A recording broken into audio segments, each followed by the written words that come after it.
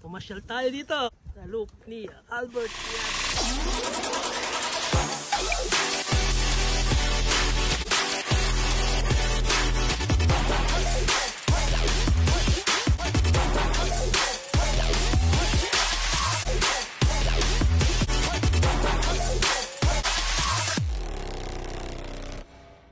Bale, ito clubhouse nyo? Yeah, ito clubhouse. Yeah.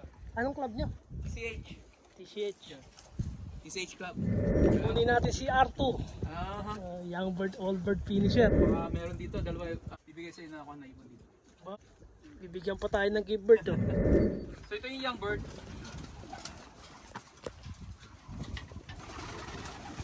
Tapos yung kabila? Yung kabila, old bird lock. Pero nandun yung mga stock ngayon. Yung barako yan. Yan. Yan.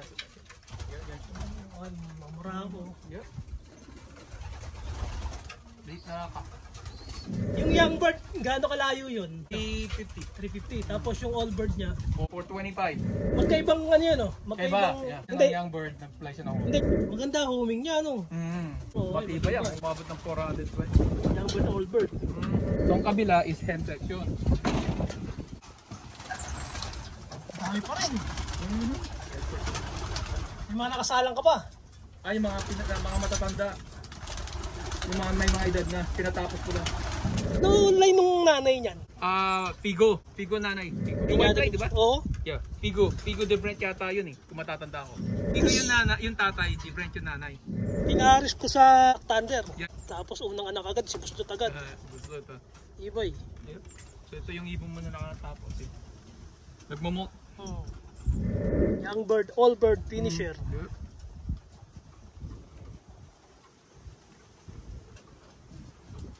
Uwi talaga, no? Ibay. Heavy mo, nagmamote ng sobra ngayon eh. So by December yan, ready to breed na yan. Yeah, small size. Maganda, mas maliit pang hen, ano? Okay, pero para mas bumilis. Pag malaki, ano? Pero nandun na yung homing niya, kaya lang mas ano ako sa maliit. Kung ka pa muna ngayon, siguro kung makakahanap ka na magandang kapares nito, pwede. Bahala ko dyan, yung money winner ko ng Martinez. O di ayos. Mayroon ako nandun, diba? Yep. Good size man, Last good year? size, small. Maganda. Small to medium. Kita na nga mata. Racket na racket yung mata. Tipikan na racket. Nakanak pala ito ng white fly kaya gusto mong kuha na, i-breed ha. Sabi ko sa'yo, pares mong ibon eh. Kung sinong kuhan, yung sakalam. Kapatid nung binigay ko sa iyo na hen. Yung sa kalam na, Sa father side. Oo. Yep. Figo siya sa father side. Yung isang mahusay na race na isang mga lock race last year. Yung sakalam.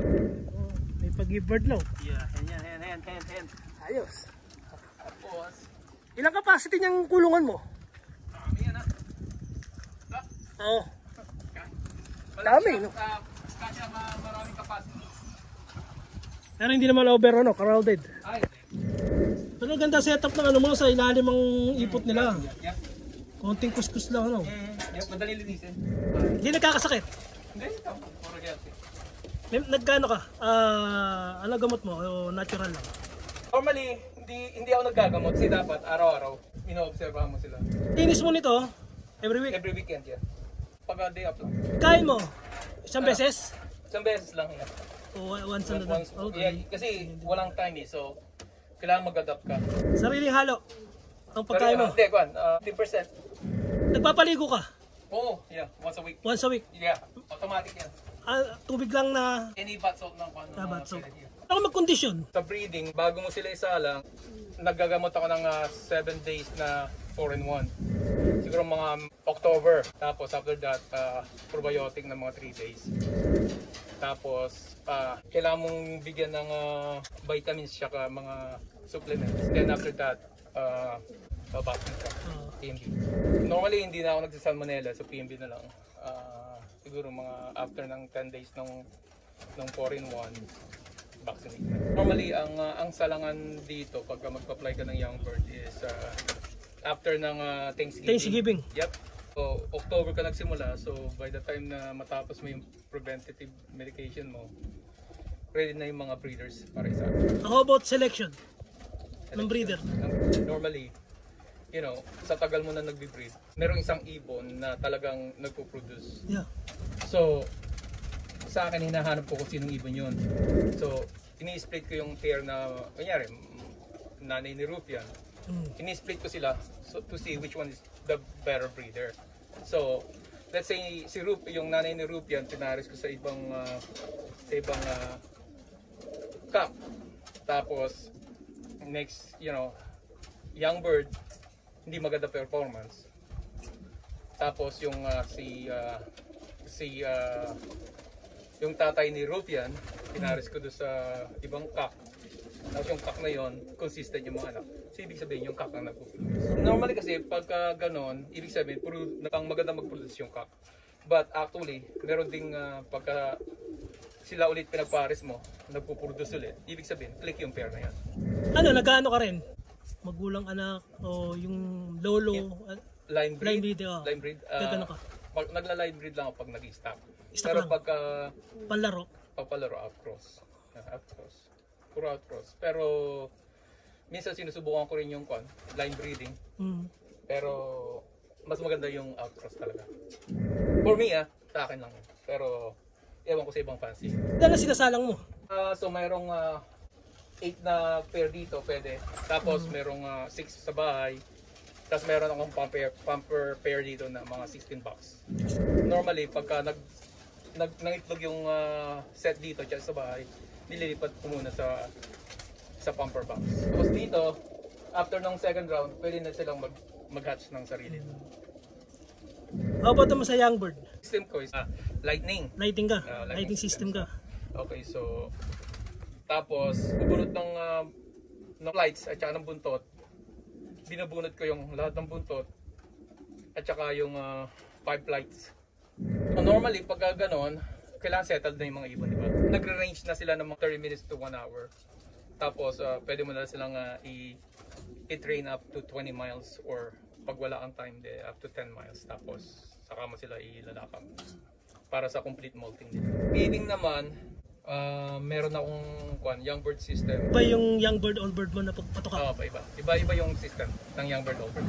Sa young bird naman, pagka meron akong system na after arrival hanggang before shipping.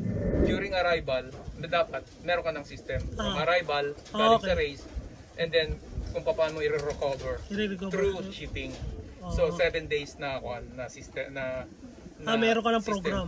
So young bird program yan. So, hindi lagi mong ginagawa o ini-improve mo na every year? Lagi ko yung ginagawa. So let's say na kailangan mong mag-adjust, di ba? So, kasi iba-iba naman ang ibon eh. Yeah, so kailangan mo mag-adjust. So, kailangan mo kasi mas maganda kasi pag nakikita mo, ino-observe mo dapat yung ibon mo kung ano kailangan. Normally kasi mas gusto ko ang ibon lean, hindi siya mataba. So, ang feeding ko is 1 ounce per day lang.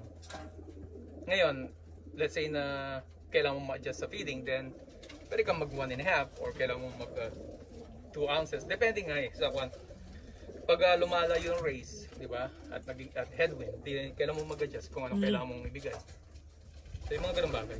Let's say sa Sunday, straight sa flour, di ba? Tapos vitamins, kung ano man yung gusto mo ibigay. Actually, kailangan mo ng something na may recover ng mabilis yung ibon. The better na kung ano man ibigay mo, pwedeng honey or whatever soever. Nutrients. Sa akin pala yun, nutrients at saka vitamins. So, yun ang combo. At saka yung soluble 68. So, yun yung binibigay pag Sunday, which is mabilis ang recovery ng ibon. Tapos Monday, Tuesday, 4-in-1 or alternate pa ng canker. Pero continuous training ka pa rin nun? Hindi. Sunday, pahinga. Monday, bat day nila yun. So normally pag Monday, straight barley yan. Tapos yan na yung mga nilalaro mo so yeah, so straight barley tapos either 4-in-1 or respiratory. Cleansing mo pa rin. Same thing with Tuesday. So ganun pa rin, barley pa rin yun. Wednesday, diyan ka na magsimulang i-recover yung ibon. So either I give them half barley, half racing mix. Probios para ma-recover yung ibons. After that, Sa hapon, lemon para ma-cleanse sila.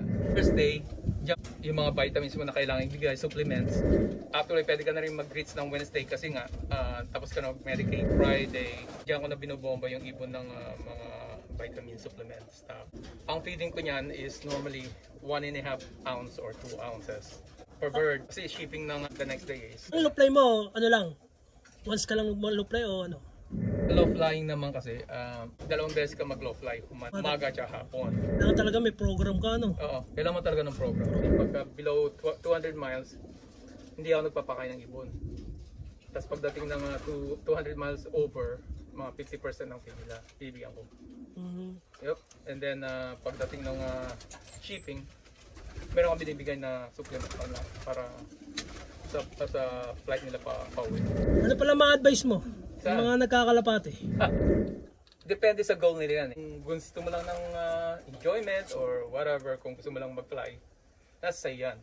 Kasi ako iba ako. Gusto ko talaga competition. Gusto ko manalo. So, I try my best na ibigay sa ibon yung 110%. Walang shortcut.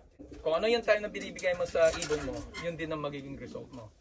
Luck is not given. You have to earn the luck para maganda yung result mo.